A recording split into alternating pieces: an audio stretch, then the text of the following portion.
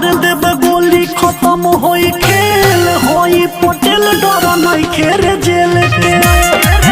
आज मार देब गोली खत्म होई खेल होई पटेल डर नहीं खेर जेल के।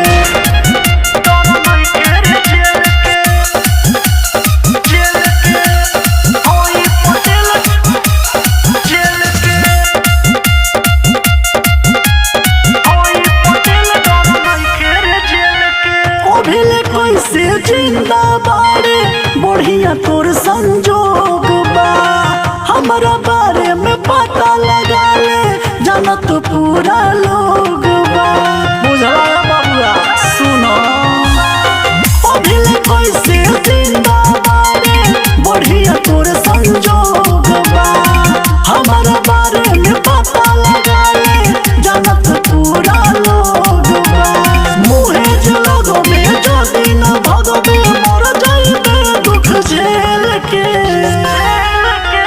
मार देब गोली खत्म होई खेल होई पटेल डर नहीं खेल जेल के।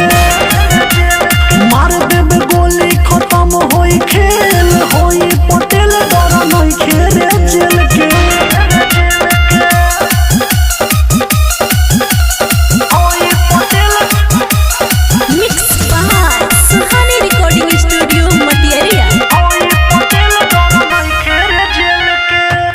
जाति के पावर के पाता बावे दुनिया भर में पवन पंकज छोड़ेला नहीं मारेला घुस के घर में।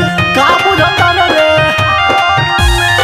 कुर्मी जाति के पावर के पाता बावे दुनिया भर में पवन पंकज छोड़ेला नहीं मारेला घुस के घर में। गलती जे करे मेल चाहे फीमेल के। मार देब गोली खत्म होई खेल होई पटेल डर नहीं खेर जेल के। मार देब गोली